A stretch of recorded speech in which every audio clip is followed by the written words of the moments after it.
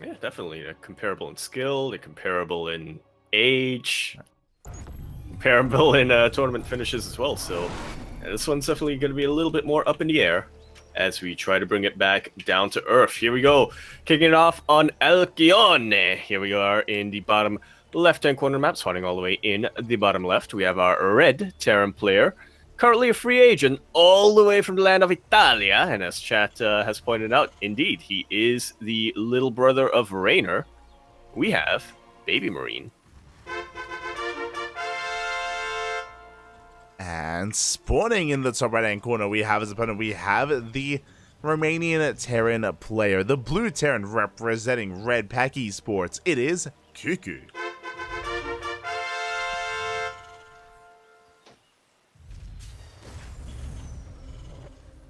The Roddy boys, they're back. And they're fighting again. Why do they always fight, Light? Just how it is, siblings. Every time you get together, you two fight alone. Oh god, the Roddy drama continues. You love to see it. And sibling rivalry. Yeah, you know, boys will be boys. You know, they sometimes you just gotta let them have it at each other. And yeah, it's just great to see that they're still very active despite all these years apart. Despite them for quite some time now not being on Team Roddy, they face off once again, and I'm hoping at least this time we can get an ace entry, can get to game 3. TvTs are going to be continuing here. We'll see how this TvT differs compared to what we just bore witness to with Replicant. Indeed, we shall. It's been a while since I was really able to follow some of these players and, you know, really get my eyes on CuKu, but for some reason, whenever I think of CuKu, I think of Cloak Banshees. And I don't know if I dreamt that, but yeah, for some reason, that's where my mind goes to. Yeah, I mean, Banshees, they have their place in the TvT matchup. Usually don't make too many, like 1, maybe 2, just to try to sneak out across the map and get some damage done. We've seen players like Bjorn and Maru sprinkle in a couple of Banshees from time to time. We'll see if that's the case here as BabyMarine is going to be coming up the ramp with that SCV. Does soak the shot! Yeah, you love to see it. Now BabyMarine going to be able to fight that Reaper with comparable health. Kind of dance of SCVs. BabyMarine going to be losing his own. But at least he keeps his Reaper alive. Going to be going back and going to be regrouping with a... No, not a Hellion. With a second Reaper and potentially a Cyclone. Yes, Cyclone production has commenced here for BabyMarine. And meanwhile, ooh, looks like CuKu, he misses the Reapers, by the way. BabyMarine, he gets across the map. The SCV is still building that CC, and it looks like it is going to be delayed. Just like so. It's just nothing at home here for CuKu. BabyMarine dives in, gets an SCV, dives out. CuKu gonna look to reciprocate, but will be facing a Cyclone. Yeah, the Cyclone's going to be able to shut all of this down. And yes, BabyMarine also lost a worker. That is true. We trade 1 for 1 when it comes to SCVs, but the CC was delayed. That's what's a little bit more important here. So CuKu does take a bit of a rougher loss in general, but we're just, again, it was a slight deficit, a slight loss there. It is. Okay, there we go. That was a moment of time there where I think BabyMarine... Oh, as the second SCV does get sniped. I think BabyMarine lost the building SCV to a Hellion from CuKu, but he managed to get another one up and running, so there we go. Just about finishes. A little bit quicker than CuKu's. Yeah, the CC is now done. Only, again, 1 or 2 seconds ahead of that of his opponent. But every little minuscule advantage does count here in a mirror matchup. And it's really interesting to see kind of this different dynamic as BabyMarine, he is continuing Cyclone production. CuKu, he's already gone for the add-on swap. It looks like he's going for earlier tanks. There we go. Little bit of a variant of what I've come to call the Cure Beyond dynamic. Yep. Where you have one player, you know, getting Cyclones, going for a bit of an earlier Cyclone drop, whereas the other player just makes tanks and Marines.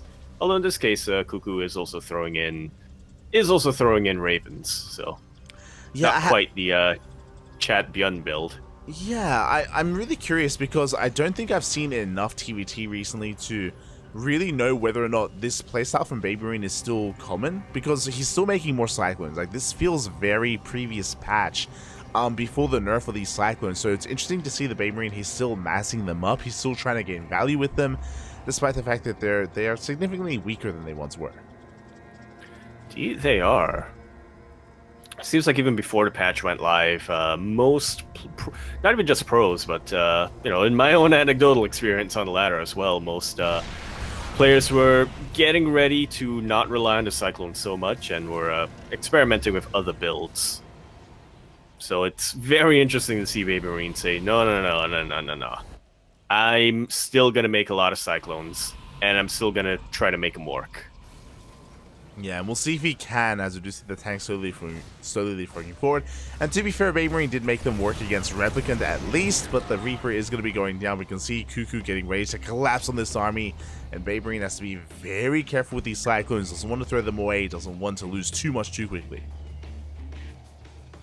Yeah, they are definitely a lot more expensive compared to the Marines of CuKu, and a lot less tanky, I guess for lack of a better word, than the tanks of CuKu as well. So yeah, it's a very delicate dance that BabyMarine is playing right now. He is trying to make a play to try to contain CuKu while he gets his own economy up and running back at home. But again, because CuKu didn't neglect Raven production, because he already has these tanks sieged up in favorable positions, BabyMarine's having a very tough time of trying to prevent any of CuKu's expansions from going live.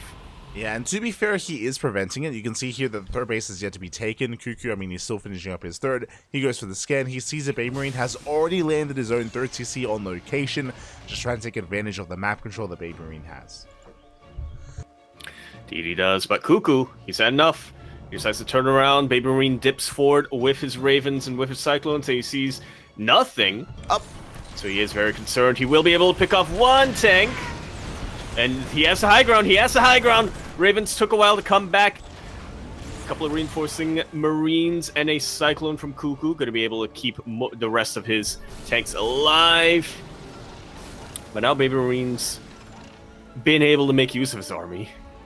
Yeah, he's keeping CuKu back at home when he wanted to go for a push. Exactly, as you mentioned, CuKu, he was in the middle of moving out and he had to race back home, loses the tank, bleeds out a lot of HP here on some of these other tanks as well, and because of that, CuKu is unable to punish the third base. That was his goal. He wanted to try and get in here, kill SCVs, deny bases, but alas, he's stuck at home instead, and BabyMarine is able to take a nice lead. Just like so. Not an insignificant lead, as he is up 11 workers right now. That's 60 SCVs to 49, which already is worrisome, but in a mirror matchup, and especially a TvT, that's gonna be putting you behind, to say the least. I mean,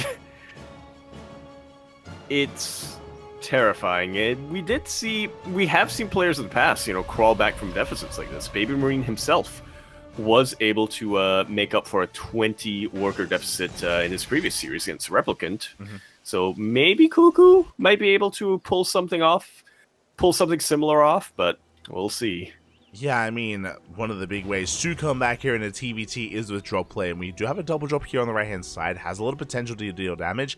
At the same time, we do see BabyMarine being active towards the left, and this is a very expensive army. At this point, though, I would say that these Cyclones have paid for themselves. Even if the Cyclones go down, it wouldn't be the biggest loss for BabyMarine, but he's reinforcing. He's moving out with quite a lot of Marines, even with his tanks as well, as he expands behind this. Indeed, he is. As CuKu tries to go for that drop once again, he does have a lot of tanks sieged up back at home, so BabyMarine's not going to be able to push into that. CuKu not going to be able to go into the main base. Yeah, turrets, they're in position here. CuKu has to respect them, has to back off instead. Likewise, BabyMarine, he did spot that double drop, so it looks like he's a little bit paranoid. Is going to pull back as well, doesn't want to overextend as the game is still settling down. BabyMarine still maintains his overall lead, and his fourth base is slowly getting up and running as CuKu, it's his turn to move out. Indeed, going for multi-prongs, you'll love to see it. No big committed pushes, but here we go. He boosts straight past that turret. And he's going to be dropping right into the mineral line while this is going on. BabyMarine pulls back with his army, but he leaves his fourth base exposed. Will cancel it right at the last second there, so at least he doesn't lose too many resources, but even still, the momentum that BabyMarine was building earlier is starting to stall at least a little bit. Yeah, exactly. I mean, that's a big cancel on the 4th base. The drop into the main didn't do much. We see here that we killed 2 SCVs, and at least we keep some of the army busy, which did allow for the 4th base to be denied. But the supply here doesn't lie. As BabyMarine, he's almost at 200 supply at this point. He has a massive army. I'm not so sure the CuKu can stop this. Yeah, he's very, very close to maxing out. He's got his Ravens, he's got his tanks. He is lacking a little bit when it comes to Vikings, and I suppose the Cyclones as well aren't the most supply efficient unit to have at this point. So yeah, it's a larger army than what CuKu has, but arguably not as strong as it should or could be right now for BabyMarine. Exactly. At this point, it might be worth killing our own Cyclones here. You can see right now he's sharking around, and CuKu is stuck on 3 bases. If CuKu tries to expand, take a 4th, that's when BabyMarine can strike. But pushing into this entrenched position is going to be difficult here, as tanks are quick to siege. BabyMarine is still looking for the would-be 4th base, and he is headed in that direction. And does keep a Cyclone over there to at least delay the landing at the 4th for a little bit. CuKu finally going to be able to land, finally going to be able to mine from it. CuKu still behind about 20 supply, but this 3rd base, uber exposed. CuKu trying to turn around with his tanks. Big anti-armor missile. The tanks are coming in for a bit of a surround as well. The Marines are going to be going down. Big disables on the tanks as well, and it looks like BabyMarine takes a massive fight. GG gets called. BabyMarine takes a lead in the series. GG. Very nicely done here from BabyMarine, just to see that opportunity to scan ahead and go straight on forward. It felt like CuKu was behind for quite a while in that game. He was doing a really good job of fighting back and staying in the game. I really do think that there are a number of scenarios where he would have been able to win an engagement, but in those split couple of seconds, when BabyMarine started pushing into his 3rd base, when he noticed that there was nothing defending it over there, it was just too late. He couldn't turn around quick enough.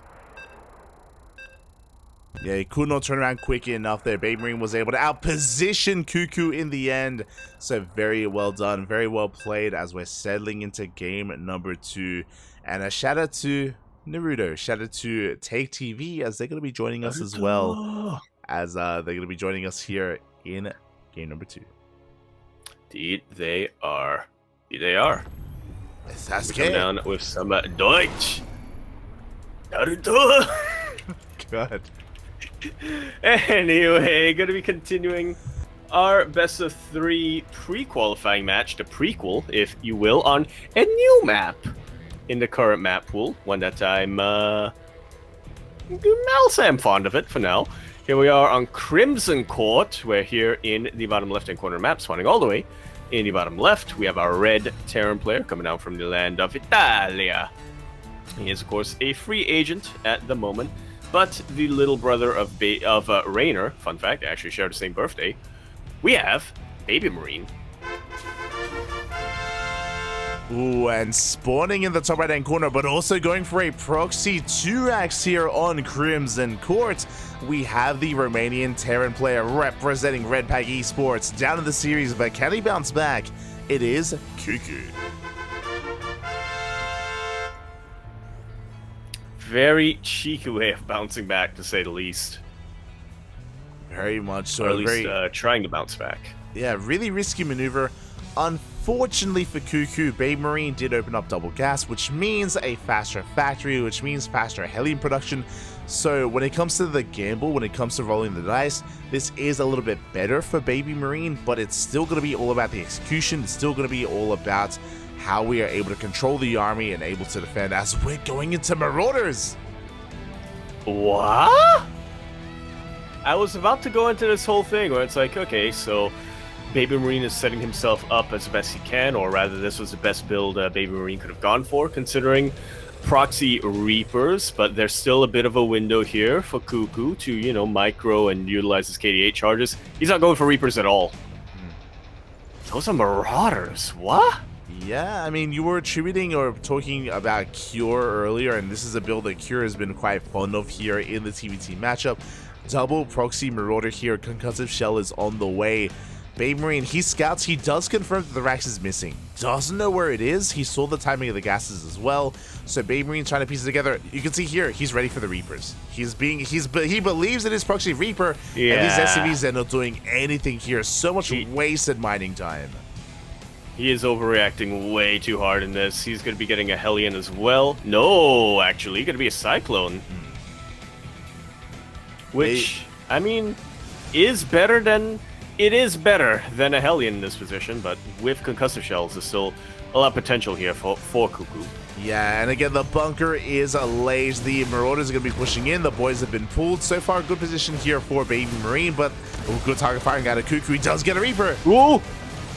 I love the body blocking over there, as well as the use of the KD8 charge. It actually allowed one of these Marauders to get completely surrounded by SCVs. Hellion is now out, and that's going to give BabyMarine a lot more staying power as well. Bunker finishes up. Marines are being stacked into it, and that's going to be it for this initial wave. Yeah, BabyMarine, he's kind of weathered the storm at this point. He is going to be able to hold on at least a little bit longer. CuKu, how do we transition out of this, by the way? We're still just pumping out more Marauders. Back at home, there it is. Factory is on the way. CuKu, he's working on that next step, and I think his goal here is going to be to contain. Yeah, that's about all he can really hope for at this point. He's behind economically, he's behind when it comes to tech, but he does have a bit of a stronger army for now, but he's going to have a very tough time pushing up ramp, so best he can hope for is to try to get BabyMarine to push into him, down this meat grinder. He's actually making very good use of his lifted barracks for high ground vision. Marauders, they actually do a lot of damage to... They actually do a lot of damage to buildings, so BabyMarine has to respect this. He has to keep these SCVs here to repair. Yeah, boys, they had to be pulled here to keep everything topped up. The tank has arrived. CC is now on the way here for BabyMarine. The question becomes, when is CuKu going to be expanding? Because he goes for the factory into Starport. Still no expansion, and BabyMarine, he confirms that. He's zipping into the main base, and Cyclone is coming out just in time.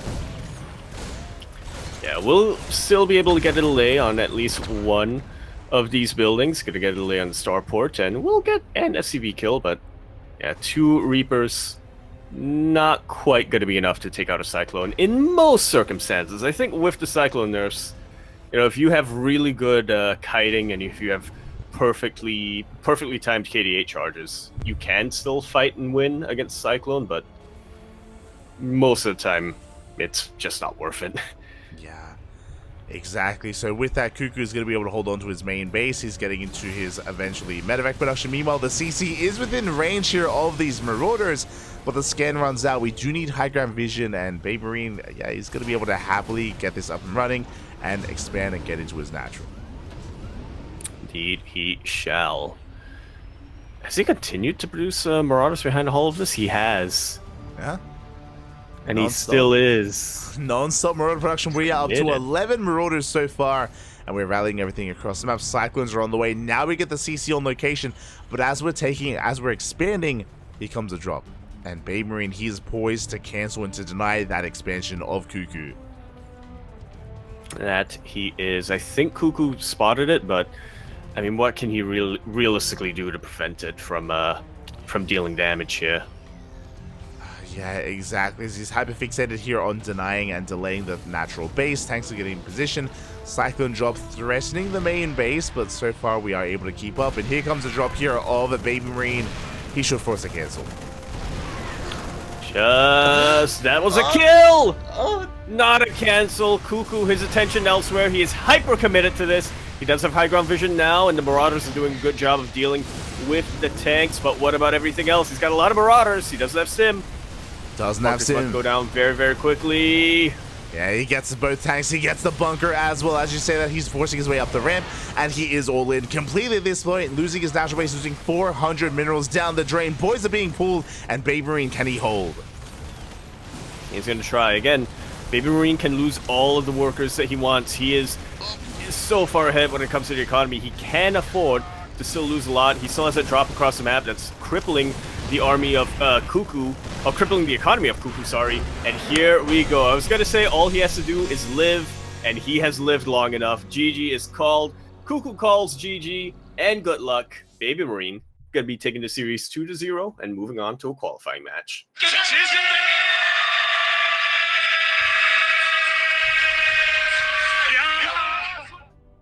That was intense towards the end there. Whew. GG, well played. Yeah, I mean, CuKu, he almost broke through. Like, that was scary. Yeah. I wanted to believe. I really, truly wanted to believe there when he started going up the ramp. I was like, is he actually going to do this? He has enough brute force to take out both of the tanks and the bunker. He could potentially win this. There was a period of time as well where I guess BabyMarine was focusing more on his drop across the map, so he actually wasn't kiting or microing with that Cyclone either, and that was pretty much the last backbone of defense there, the last pillar of defense that he really did have. I really, truly believe that CuKu would have been able to do it there, but in the end, something clicked there for BabyMarine. He remembered, oh wait, let me look back home at my defense, let me pull my Cyclone back, let me make sure that I can continue to produce defensive units here while I cripple your economy across the map as well. Very nicely done here by BabyMarine. Yeah, very nicely done. Very good adaptation here to the almost bizarre scenario that was presented to him. So just really good kind of control there, really good grace under pressure from BabyMarine, and with that he does advance on into a qualifying match. And we, I believe, just got an update. You can see it there in the chat. Power just took down Hydra 2-1. Ooh, indeed. That's, I would say, another pretty big upset coming down here tonight. A lot of our more experienced players who we've been getting used to in these past couple of years are dropping down a little bit compared in place of some rising talent coming down. So it does mean that we already have our qualifying match on our hands. It's going to be BabyMarine versus Power. In the best of 5, only one of them can advance. Only one can advance, and we have broken the curse here, as no longer do we have TvT's. Power is a Protoss player, so we finally can spread our wings and embrace a different matchup. Here we go.